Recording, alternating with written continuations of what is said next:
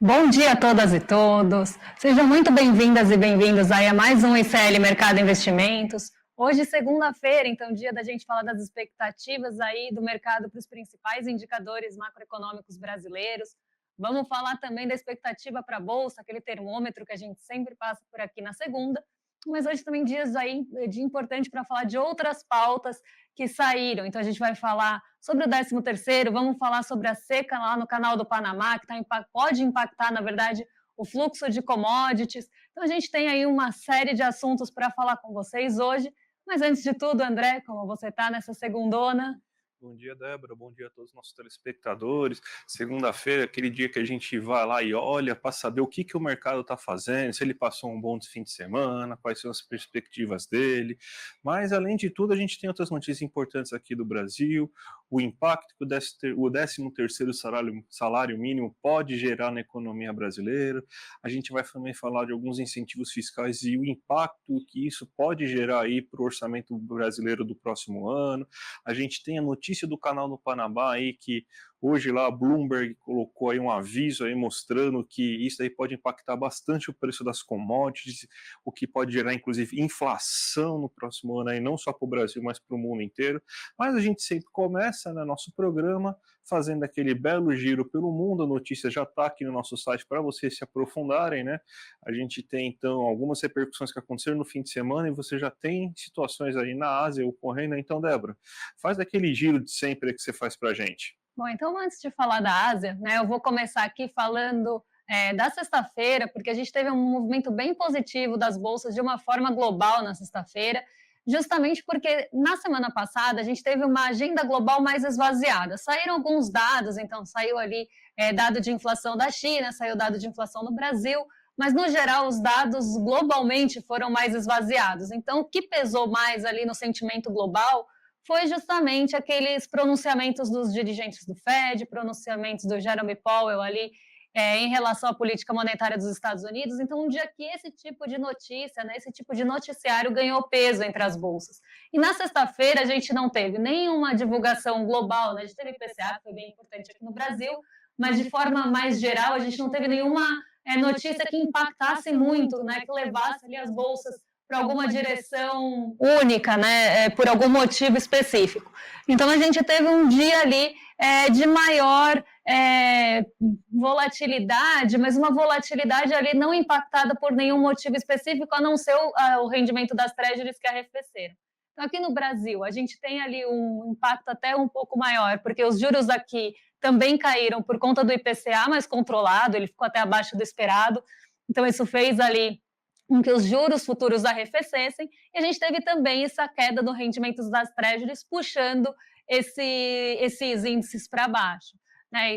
Esses índices de juros futuros para baixo. Então, aqui é um dia de juros mais baixos. Isso favoreceu muito o apetite pelo risco. Então, quando a gente olha aí setores aqui no Brasil, quem subiu mais, subiu até mais que 2%, foi o índice imobiliário, que reúne ações do setor, e o índice de consumo, que são os dois mais sensíveis a movimentos de juros. Quando a gente vai para as outras bolsas, por exemplo, Nova York, por lá todos os subíndices do S&P ficaram no terreno positivo, e quem se destacou em Nova York foi o mercado de energia, então o setor de energia se destacou bastante, e também aqueles mais aí sensíveis a movimentações de juros, como é o caso da Nasdaq e a tecnologia. Então a gente teve esse sentimento muito positivo de apetite pelo risco na sexta, por conta desses sentimentos das treasuries que voltaram para a normalidade em um dia que ninguém ali se pronunciou, que não teve nenhum impacto mesmo nesse mercado. Então, eles voltaram para a normalidade sem nenhum pico, como a gente vinha vendo aí durante os pronunciamentos. Então, isso trouxe para a Ásia nessa manhã também esse sentimento majoritariamente positivo. Então, as bolsas por lá fecharam no terreno positivo. Vou colocar aqui na tela para vocês quem se favoreceu muito desse movimento, não só pela queda nos juros futuros, mas também por esse movimento positivo da tecnologia em Nova York, foi o Hang Seng. Né? O Hang Seng subiu 1,30 nessa manhã, então teve uma variação aí bem positiva, liderou os ganhos na Ásia, justamente porque o Hang Seng é a bolsa mais sensível a juros, porque ela tem um peso de tecnologia muito grande. Então, ela pega esse otimismo da Nasdaq da sexta e também esse arrefecimento das treasuries que levaram Hang Seng aí a liderar os ganhos. Então, esse foi o movimento da Ásia. Além disso, as bolsas que subiram um pouco, né? Porque algumas bolsas subiram menos e ficaram mais perto do 0 a 0, como foi o caso do Nikkei. Então a gente vê esse movimento mais positivo, mas menos aí puxado para cima, justamente porque a Ásia também está com uma expectativa de que o Biden e o Xi Jinping vão se reunir nessa semana e que eles possam ali buscar alguma estabilidade naquela relação conturbada que eles têm em alguns assuntos, né? Então, quando envolve Taiwan, os conflitos no Oriente Médio, na Ucrânia. Então, quando a gente pega esse tipo de assunto que tem muita divergência ali entre Estados Unidos e China, o mercado está olhando ali bastante para esse encontro para ver se tem alguma convergência, se eles chegam a alguma estabilidade ali nas relações. Então, o mercado já está olhando para isso e esse encontro deve acontecer ao longo da semana. Então, já nessa expectativa lá na Ásia. Mas, no geral, foi mesmo um movimento positivo vindo da sexta-feira mesmo, André. Perfeito, Débora. Vamos então agora falar aí do nosso querido mercado. Será que ele passou um fim de semana tranquilo?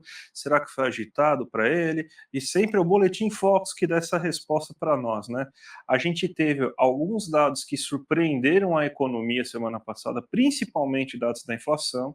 A inflação veio abaixo do que o nosso amigo mercado estava esperando e por isso ele reduziu a previsão inflacionária desse ano. A gente tem aqui um gráfico para mostrar, inclusive, o resumão aqui do relatório Fox dessa segunda-feira, e a gente vê que um leve aumento da perspectiva para o próximo ano. A gente vai falar, por exemplo, coisas sobre o Canal do Panamá, o acirramento do conflito entre Israel e Hamas, todos os problemas no Oriente Médio.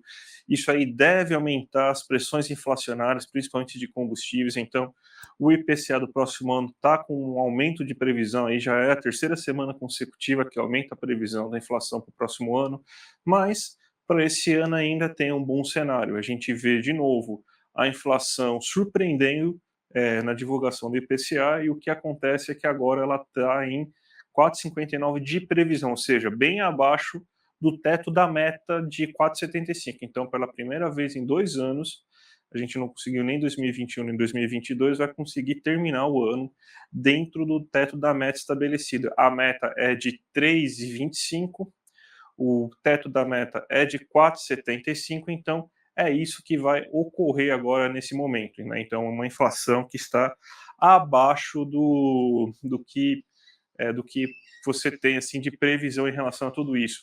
Nas outras variáveis, a gente pega o câmbio não teve nenhuma grande mudança em relação à última semana. O que subiu foi a taxa de câmbio esperada para 2024. Então, você tem que ela saiu de 5,05% para agora 5,08%, né? A gente tem até um dado errado aqui depois, mas que aqui está escrito aqui, que aqui está 9%, mas na verdade a gente tem uma Selic, uma previsão de 9,25% da taxa Selic para o próximo ano e 11,75% da Selic para esse ano. Então é isso que aconteceu. Então esse é um resumão. Então o mercado deve ter um fim de semana mais ou menos tranquilo, né? Porque ele está esperando ainda um bom cenário econômico para esse ano, com uma taxa Selic que deve terminar na última reunião de dezembro agora com uma nova queda de 0,5 pontos percentuais, deve ter também uma inflação mais baixa do que o mercado estava esperando e vai cumprir a meta com facilidade, e um bom crescimento econômico de quase 3%. Então, esse é o cenário que a gente tem, Débora. Justamente por conta dessa expectativa aí por IPCA tá caindo nesse ano, nessa expectativa do mercado, foi o que puxou mesmo nossos juros futuros para baixo. Então, o mercado começa a ver cada vez mais uma inflação, né? Começa a projetar cada vez mais uma inflação para o centro da meta, cada vez mais distante até do teto. E aí a gente vê, né, o mercado de juros, que acaba respondendo bastante a esse tipo de dado, também ali vindo para baixo. Então, isso favorece bastante aí nossa economia doméstica e mercados ligados à economia doméstica, que normalmente são os mais sensíveis a juros. Mas dando continuidade aí às expectativas do mercado, vamos falar um pouquinho do termômetro da Bolsa, porque a gente tem aí as expectativas para essa semana em relação ao nosso Ibovespa. Então vamos ver aí como ficou o balanço da semana passada. Semana passada a gente tinha uma expectativa bem dividida, então 50% aí, bem, metade do mercado esperava que a Bolsa ficasse no terreno positivo e subisse, 50% esperava aí que ela caísse. Então a gente tinha aí uma expectativa bem dividida mesmo. A Bolsa acabou subindo 2,4%, na verdade 2,04%, vindo aí de de 2 semanas anteriores, da terceira semana de alta, mas vindo de 2 semanas anteriores já no terreno positivo. Então a gente tem uma alta de 0,13 na semana do dia 23, na semana seguinte, de 30 de outubro, a gente tem uma alta de 4,29, uma alta bem expressiva ali na nossa bolsa, puxada principalmente aí no fim da semana. E aí a gente vê agora uma alta de 2,04, também puxada por esse arrefecimento das treasuries, uma melhor perspectiva aí para nosso cenário doméstico, vindo até dessa perspectiva do IPCA mais baixo. Então, a gente viu ali na sexta-feira a bolsa subindo 1,29, então foi o que puxou bastante essa alta para cima. A gente teve 2 dias aí até de maior queda na bolsa, na quarta e na quinta, então na sexta ela dá essa esticada, sobe 1,29. Para essa semana agora, o que o mercado espera para essa semana do dia 13? 57,14% espera alta, então a gente ainda tem uma expectativa majoritária de alta.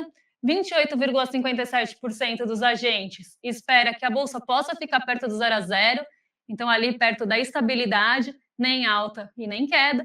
E a expectativa de queda volta a aparecer, como na semana do dia 30, com 14,29%.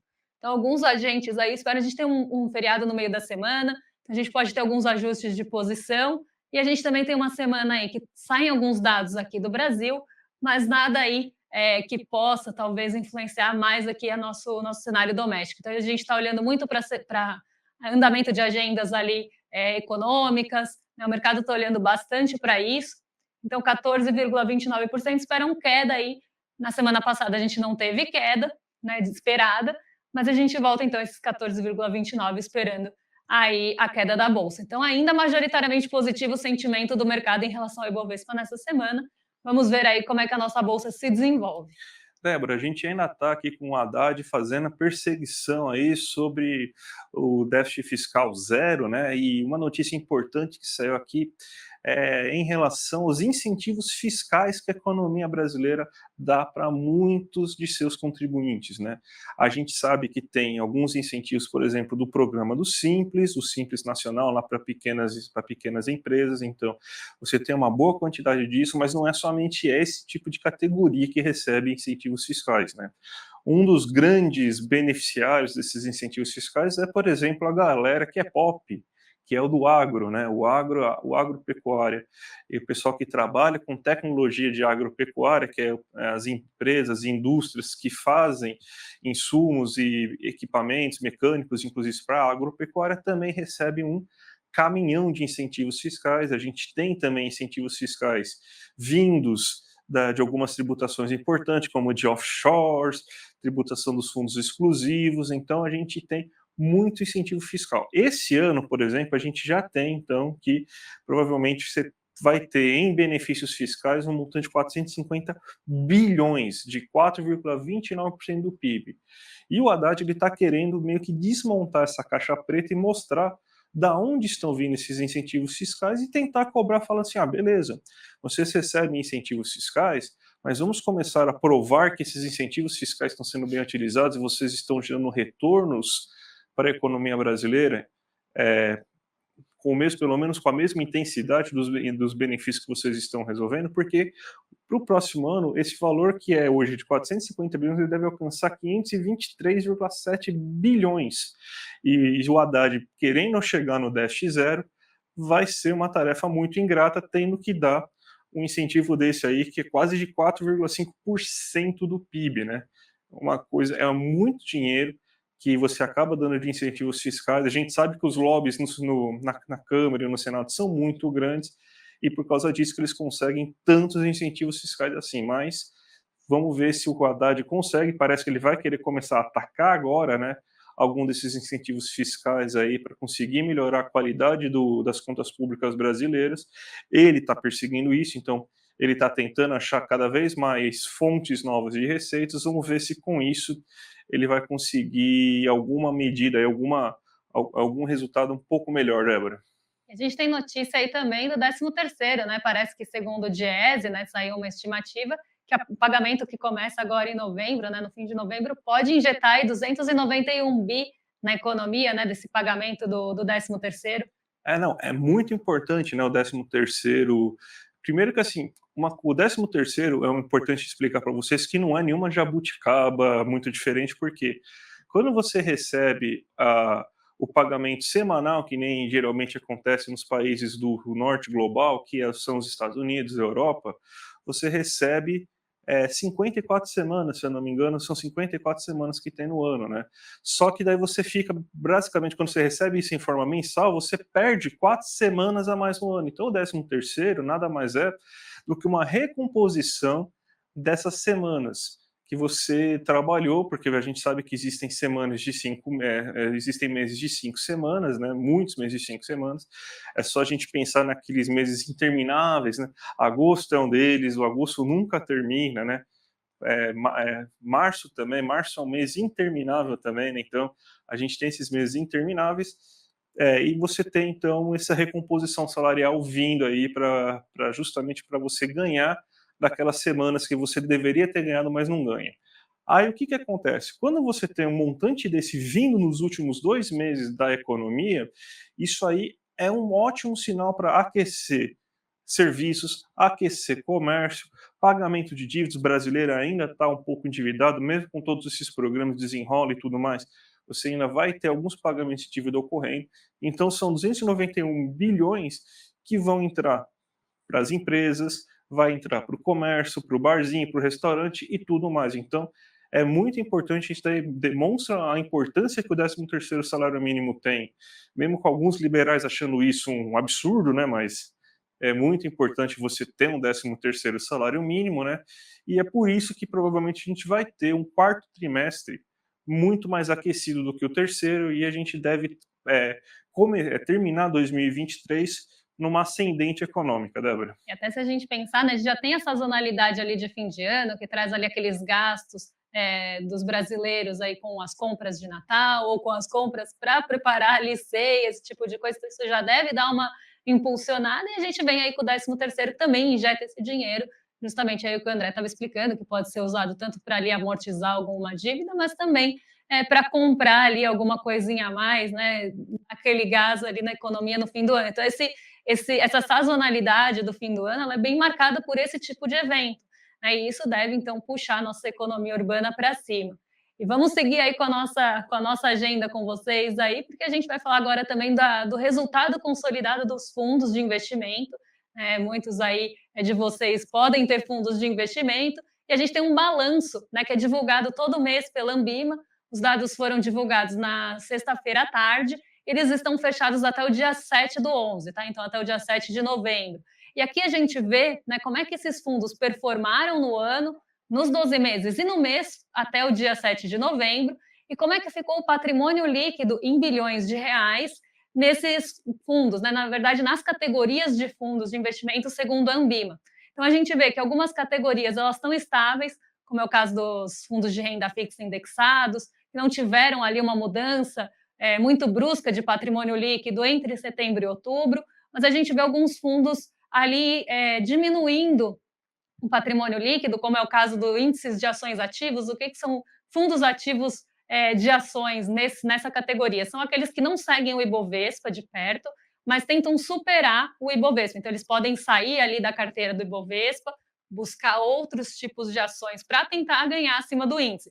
Esse tipo de fundo acabou até crescendo aí nesse último mês, justamente aí porque a gente teve uma melhora no sentimento ali desse tipo de fundo, apesar da gente estar nos 12 meses ainda negativo. Então, ele é um fundo, são fundos que estão sofrendo bastante.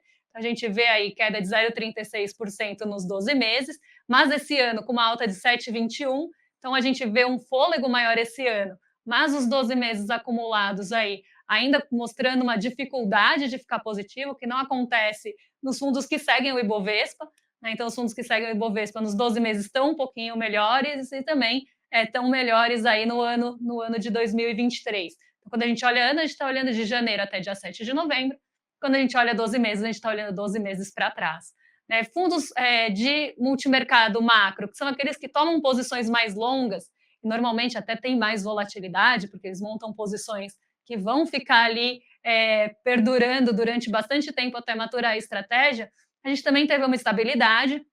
Fundos multimercado de trade, são aqueles que acabam tendo uma maior estratégia de curto prazo, que conseguem mudar mais livremente ali a sua estratégia, também estáveis, e os fundos multimercado livres também subindo de patrimônio, que mostra que a gente está começando a retomar o apetite pelo risco. Fundos cambiais encolheram, o que era esperado, porque a gente vê aí, apesar de uma pequena alta nos 12 meses ali nos fundos cambiais, a gente tem um acumulado no ano bem ruim, né? Porque a gente viu o dólar enxugar bastante nesse ano, né? Então, no ano passado, a gente ainda tem um movimento de alta no dólar em alguns meses, mas esse ano de 2023 a gente vê um movimento bem forte de recuo do dólar acumulado. E esses fundos, basicamente, vão seguir dólar. Então, quando a gente olha esse retrato aqui dos nossos fundos de investimento, a gente vê que quem performa melhor esse ano ainda são os fundos de renda fixa, e isso não é à toa, tá? Os fundos de renda fixa, principalmente os simples, eles vão ficar com o patrimônio praticamente todo alocado ali em títulos do Tesouro Selic, né, e vão acompanhar o CDI de perto. Então, são os fundos que estão melhor performando aí entre todos, justamente por essa exposição a títulos do Tesouro Selic, no momento que a gente tem taxas de juros ainda altas, mesmo com os cortes que estão acontecendo. Isso dificulta muito a performance dos fundos de ações e dos fundos multimercado. Né? Os fundos multimercado, eles não podem ficar ali todos alocados em título do Tesouro Selic, eles precisam buscar outros mercados. Então, a gente vê que eles não estão superando os fundos de renda fixa, o que na verdade, o que se espera deles pelo risco. Então, por isso que a gente tem um patrimônio até que enxugou bastante nos últimos tempos, teve aí uma melhora de sentimento nesse último mês de outubro, mas ainda são fundos que sofrem com perda de patrimônio desde o começo do ano, justamente porque a gente vê esse patrimônio fluindo para os fundos de renda fixa. Esse mês que mudou um pouquinho, justamente por uma expectativa aí que no fim do ano a nossa bolsa deu uma guinada para cima e leve esses outros mercados junto. Ótimo, Débora. A gente tem, então, antes de entrar nas aberturas de mercado, um caso aí que já tá ocorrendo aí pelo menos desde agosto, mas agora ligou de novo o sinal amarelo, né? Que é o caso do Canal do Panamá, que ele está cada vez secando mais, né? A gente está vendo as secas que estão ocorrendo aqui no Brasil, né? Principalmente no norte do Brasil. Já faz algum tempo, né? A gente tem, inclusive, a notícia aqui no site para vocês verem. E vocês imaginem o seguinte, né? O que está acontecendo lá no norte com o Rio Solimões, por exemplo, numa baixa histórica, nunca estava tão baixo na vida, pode se colocar também no Canal do Panamá, que não é muito longe do norte do Brasil. Inclusive, assim, um pouquinho depois da Colômbia, né? Ele, inclusive, fazia parte da Colômbia até começo do século XX, se não me engano, né? O final do século XIX, não lembro agora direito, mas é de uma proximidade muito grande daquela região. Então, se está tendo uma seca histórica na região norte do Brasil, o Canal do Panamá também vai seguir a mesma tendência e a situação piorou ainda mais, né, Débora? Exatamente. E aí a gente vê nessas consequências que a gente está acompanhando esse ano aí bem de perto, das condições climáticas, da deterioração das condições climáticas, né? A gente vê uma piora considerável nas condições climáticas. Aí a gente tem o El Niño também impactando essa seca, então ela está até mais agravada agora. E o que acontece? Né? Lá no Canal do Panamá passa um fluxo comercial grande, né? Então a gente tem um fluxo mesmo de containers e navios, embarcações que passam por ali, que levam commodities. Né? E essa seca está fazendo com que tenha ali um congestionamento no Canal do Panamá para escoar essas commodities. Então, quando a gente olha para esse gráfico que está aí na tela, a gente vê quais são os produtos que mais passam, né, em milhares de toneladas no Canal do Panamá. Né? E ele é como está aí, um elo fundamental para que essas commodities escoem aí no fluxo comercial global. Então, uma seca lá, né, não é só preocupante pelo lado de fluxo de commodities, mas muito também para a gente ter um alerta aí ligado em relação às condições climáticas e para onde a gente está caminhando. Né? A gente vê também essas secas acontecendo no norte do país, então isso é bem preocupante. Né? Enquanto a gente tem chuvas ali e ciclones extratropicais acontecendo no sul do país, né? Então a gente tem essas condições acontecendo, o que é muito alarmante também, mas a gente vê isso também impactando no fluxo do mercado de commodities. E quando a gente olha aí nesse gráfico fornecido pela Bloomberg, né, que mostra ali as cargas de petróleo, que mostram as cargas de grãos que passam por lá, a gente vê que cargas de containers de carga, né, e aí cargas diversas, petróleo e produtos ligados a petróleos e grãos são os 3 maiores produtos que passam ali pelo Canal do Panamá. Então, isso acende um alerta aí do que pode começar a impactar o mercado de commodities. Mas aqui, eu acho que o alerta principal é: estamos tendo uma seca bastante agravada, e isso é um sinal de alerta aí do nosso planeta Terra também. Né? E inflação à vista, né? Porque olha, esse petróleo gera um grande peso aí nos mercados globais, podendo aumentar o Brent. E já não está tendo problema nenhum no Oriente Médio, que é um pequeno produtor de petróleo do mundo, né? Então não deve ter tanto problema, né? Grãos, né? Quase a gente não importa grãos. Vocês acham que passa por onde os grãos, gente? Para a China? Vai pelo Canal do Panamá. Então, um alerta bem amarelo aí, quase laranja aí para o ano que vem aí, por culpa da crise climática. Então, a gente tem que ficar bem atento em relação a isso. Débora, 4 minutinhos para você fazer, então, a nossa abertura de mercado. Coloca aí na tela, gente, a tela da Débora aí. Então, o que está acontecendo, Débora? Olha, a gente tem um dia hoje mais negativo, vindo daquela sequência que a gente viu da sexta-feira. As bolsas esticaram muito, né? Então a gente vê um S&P muito positivo, perto ali do 1,5%, a Nasdaq superando 2% na sexta, nosso Ibovespa, como eu falei, subindo 1,29%. E hoje a gente tem um movimento ali mais de ajustes, né? A gente teve uma alta expressiva em todos esses índices não acumulados da semana. Então, é esperado, né, que a gente tenha ajustes nos mercados. E isso está acontecendo hoje. Como eu falei, a gente não teve uma divulgação de nenhum indicador global que pode puxar esse movimento para baixo. O que a gente tem aí de alerta são os rendimentos realmente das treasuries, que podem voltar ali a subir também na ausência de notícias. A gente teve a divulgação hoje do relatório do OPEP, agora pela manhã. Então, ele acabou de ser divulgado, isso pode também influenciar ali o preço do petróleo Brent, que esteve negativo durante toda a manhã e agora começa a subir. Então, caso o relatório da OPEP sinalize ali para corte ou para manutenção da produção de petróleo com um aumento da demanda, né, porque eles acabam fazendo uma análise de demanda e de oferta de petróleo, né? Eles mostram ali as projeções para tanto oferta quanto demanda. Então, se a gente tem um aumento de demanda esperado pelo OPEP e um corte ou uma manutenção da produção, a gente vai ter movimento no petróleo Brent. Mas o petróleo Brent opera aí em torno de $85 por barril, em alta hoje, mas não está naqueles patamares que a gente viu ali nos dias que ele teve ali realmente aquela alta expressiva. Nossa bolsa e o S&P 500 caem essa manhã, então a gente vê ali até ele seguindo um movimento bem sincronizado, nossa bolsa cai 0,51 e o S&P 500 0,39, eles estavam até mais próximos em alguns outros momentos. O dólar volta a subir, também porque a gente furou um patamar importante ali dos 4,90 na sexta-feira, ele chegou a ser negociado na mínima do dia por bastante tempo, e depois subiu um pouquinho para 4,91, mas hoje sobe para 4,94, mostrando uma força do dólar frente ao real, que pode vir justamente desse sentimento em relação às treasuries que caíram bastante na sexta. Então, se a gente tem qualquer aí sinalização, né, para a alta das treasuries, isso vai impactar o nosso dólar, mas também a gente tem muito movimento de ajuste aqui. E a gente vê o DXY, que também caiu na sexta-feira, principalmente frente ao euro. Né, aqui a gente está falando de uma cesta composta pelos pares do dólar, então a gente está falando de euro, de iene e outras moedas. A gente vê aí que hoje ele volta a subir, também aí seguindo no mesmo na mesma direção frente ao nosso real aqui. Então a gente vê até perto mais da estabilidade, mas a gente viu queda na sexta, e principalmente a queda do dólar frente a euro.